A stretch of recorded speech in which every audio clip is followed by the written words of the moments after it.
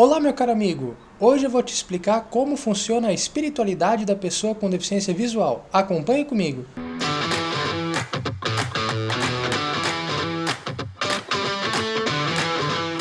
Oi, boa tarde, gente, tudo bem?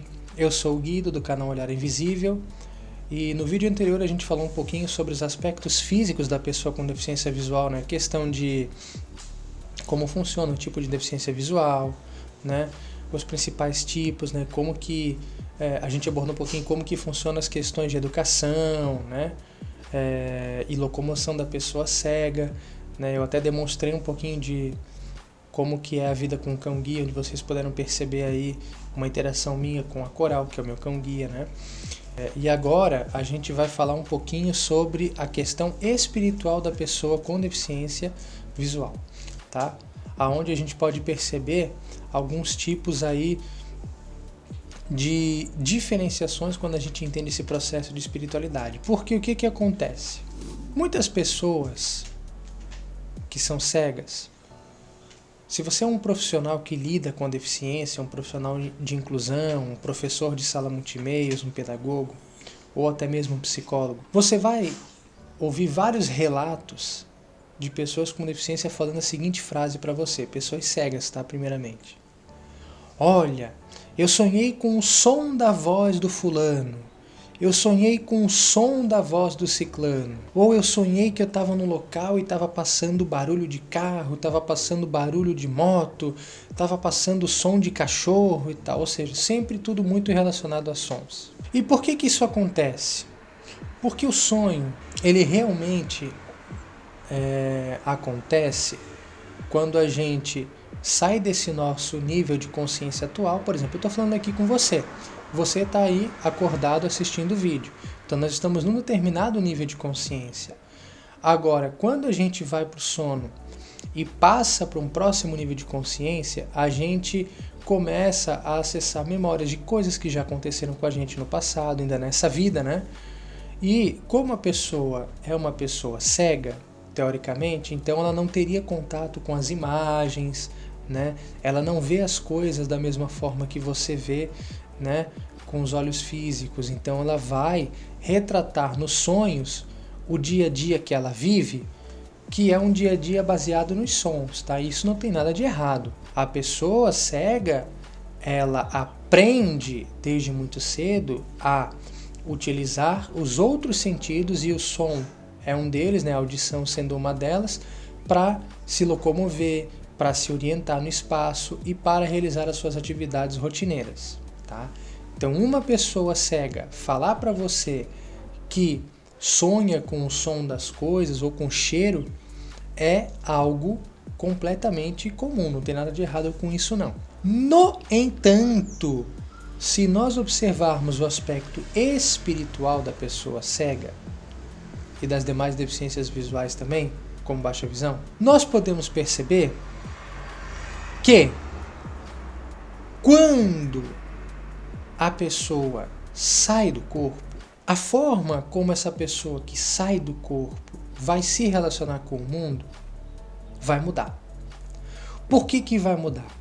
Porque se eu estou aqui acordado, né, eu estou aqui gravando esse vídeo, ou eu estou no meu trabalho desenvolvendo software, ou eu estou fazendo qualquer outra coisa com a Coral, enfim, lendo notícia, fazendo qualquer coisa. O que eu estou fazendo?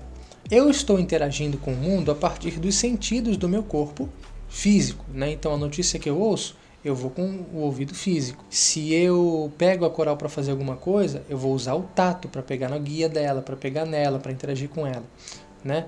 Então tudo isso daí a gente faz aqui utilizando os sentidos do corpo físico. Agora, a partir do momento que eu saio do corpo, eu vou passar a interagir com o que está ao meu redor utilizando o corpo espiritual.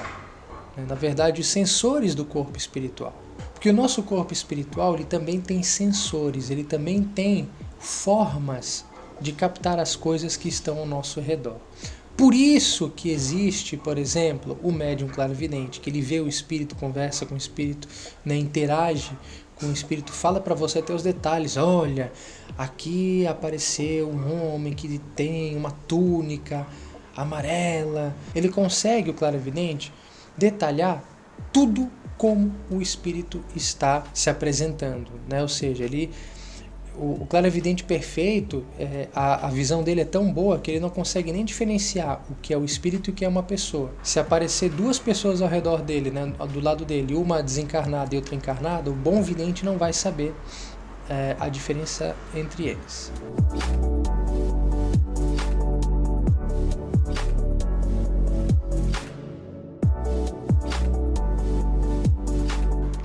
Claro que com a experiência, com a prática, com a educação e com o estudo, é claro que ele vai começar a se tocar de certas situações aí que a gente pode estar conversando em outros vídeos para diferenciar.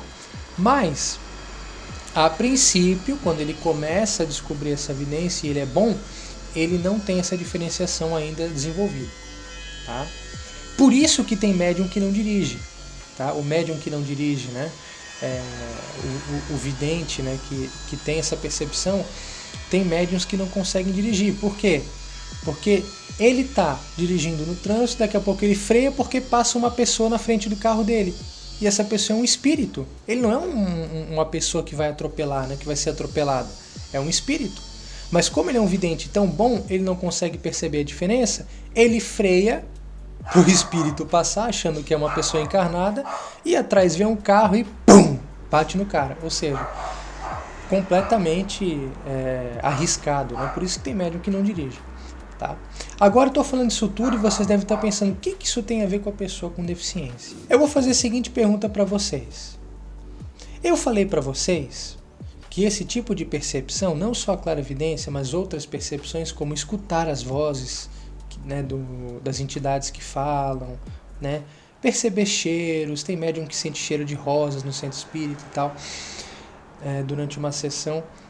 Esse tipo de percepções, ele não capta com o ouvido físico, com o nariz físico, com os olhos físicos. Ele capta tudo com os sensores do corpo espiritual.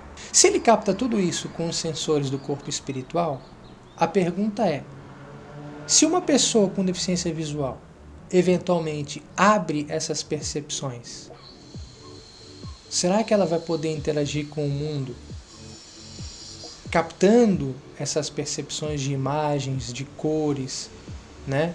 Só que em vez de captar com o olho físico, ela poderia captar com o olho espiritual? Isso é possível? Claro que é possível. Por quê? Porque a deficiência visual, ela está no corpo físico. Às vezes é o nervo óptico que não está legal, que está atrofiado e não consegue transmitir informação, né? Ou seja, o cérebro não consegue processar a informação da imagem, né? Porque o cabinho elétrico aí está desencapado, digamos assim, né?